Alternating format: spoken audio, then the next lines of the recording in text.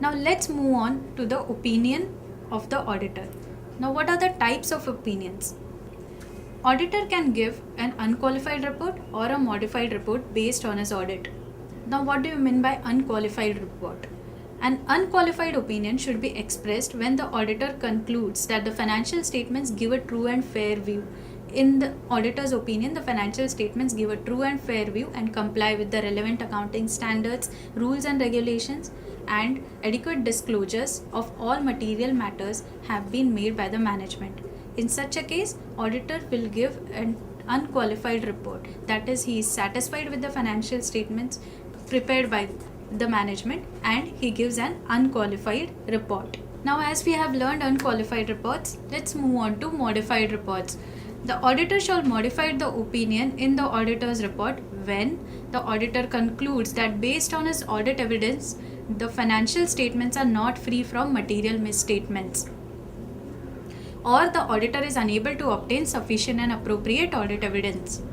That is, auditor will modify his audit report only when he thinks that the financial statements are materially misstated or he has not obtained sufficient and appropriate audit evidence to conclude the audit report.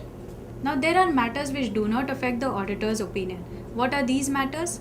Emphasis of matter. If auditor considers it necessary to draw users' attention to a particular matter, that is, he thinks that this matter is important for the fundamental understanding of the financial statements, the auditor shall include a paragraph called emphasis of matter paragraph in the auditor's report, provided the auditor has obtained sufficient and appropriate audit evidence that such a matter is not materially misstated in the financial statements. For example, if there is a litigation going on for a company and the company is uncertain of the outcome of this litigation, that it may have a financial impact in future or it may not have a financial impact on the company also. So such a matter can be included in the audit report by the auditor under the paragraph emphasis of the matter. Other matters. If the auditor needs to convey some other matters to the readers of the audit report, that is, matters other than presented or disclosed in the financial statements, or the matters which auditor may think are important for the understanding of the audit report, then such matters the auditor may include in other matters paragraph in the audit report. Matters that do affect the auditor's opinion. What are these matters? Qualified opinion, disclaimer of opinion, and adverse opinion. That is, if auditor does not give an unqualified report, then he may either give a qualified report, a disclaimer of opinion, or an adverse opinion. The auditor shall express an qualified opinion when the auditor has obtained a sufficient audit evidence and thinks that the misstatements are material but not pervasive to the financial statements, then he may give a qualified opinion. Also, if auditor has not obtained sufficient audit evidence and he may think that some misstatements may be undetected and such undetected misstatements could be material but not pervasive to the financial statements, then he may give a qualified opinion. Once again I repeat, misstatements which are material but not pervasive to the financial statements, in such case auditor will give a qualified opinion. Also, if auditor was unable to obtain sufficient audit evidence and he thinks there may be some undetected misstatements and such undetected misstatements could be material but not pervasive to the financial statements, then he may give a qualified opinion. Disclaimer of opinion. What is disclaimer of opinion? If auditor has tried to obtain sufficient audit evidence and still he was unable to obtain the audit evidences, then and he may think there are some material misstatements which may be undetected, and in the opinion of the auditor such undetected misstatements could be both material and pervasive to the financial statements, then he will give a disclaimer of opinion. That is, it was not possible for him to form an opinion on the financial statements and there may be some material misstatements which may be undetected during his audit process. Adverse opinion. If auditor has obtained sufficient audit evidence which states that the misstatements are material and pervasive to the financial statements, then auditor will express an adverse opinion on the financial statements. This would be in very rare circumstances where auditor has sufficient and appropriate audit evidence to believe that the misstatements are material enough and are pervasive to the financial statements, then only he can express an adverse opinion. He also has to give reasons stating why he has expressed such an opinion. Let me summarize this once again. Qualified opinion, disclaimer of opinion, and adverse opinion. Qualified opinion is when auditor thinks the misstatements are material but not pervasive to the audit statements, or he could not obtain sufficient audit evidence and thinks there are undetected misstatements which could be material but not pervasive to the financial statements, he will express an qualified opinion. Disclaimer of opinion, when he was unable to obtain audit evidences and he thinks that undetected misstatements could be both material and pervasive to the financial statements, he would express a disclaimer of opinion. That is, he could not form an opinion on the financial statements. Adverse opinion, he thinks the misstatements are material and pervasive to the financial statements and he has sufficient audit evidence to believe so, then he will express an adverse opinion.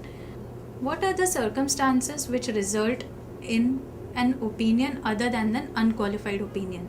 This can be a limitation of scope. That is, after accepting the audit engagement, the auditor becomes aware that management has imposed a limitation of scope on his audit that the auditor thinks, which may result into a qualified opinion or a disclaimer of opinion on the financial statements. The auditor shall request the management to remove the limitation, and if the management does not agree to do so, the auditor may extend his audit procedure to obtain sufficient audit evidences. However, if he thinks the misstatements are material but not pervasive, the auditor should qualify his audit report, or if he thinks the misstatements are both material and pervasive, then he may resign from the audit or give a disclaimer of the opinion. Once again I repeat, limitation of scope, if after accepting the audit engagement, auditor thinks that the limitation of scope is causing a hindrance in his audit and there can be some undetected misstatements which the auditor is unable to detect due to limitations imposed by the board of directors, then he may qualify his audit report or can give a disclaimer of opinion. If he thinks the undetected misstatements can be material but not pervasive, then the auditor should qualify the audit report. Or if he thinks the undetected misstatements are both material and pervasive, then he can give a disclaimer of opinion saying that he was unable to form an opinion on the audit report. Or he may also consider resigning the audit. Second circumstances which may result in other than the unqualified opinion is disagreement with management. There can be times when auditor may disagree with the management about matters such as accepting of accounting policies selected, method of application of the accounting policies, or adequacy of disclosures in the financial statements. If such disagreements are material to the financial statements, the auditor should express a qualified or an adverse opinion. Now let's move on to the next topic, disclosures in the audit report. There are few disclosures which are mandatory to be made in the audit report.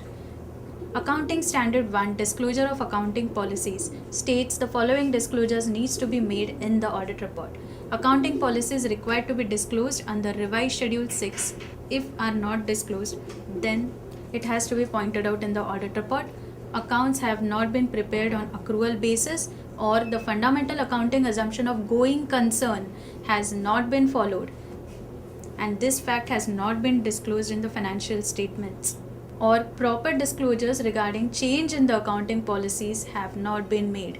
So here it is the auditor's responsibility to disclose these facts, that is, accounting policies if not disclosed, or accounts are not prepared on accrual basis, or fundamental accounting assumption of going concern, which is very important, has to be disclosed in the audit report. If it is not disclosed, then it is the auditor's responsibility to point out in the audit report, or proper disclosures as per accounting policies has to be done. If it is not done, it is the auditor's responsibility to point it in the audit report.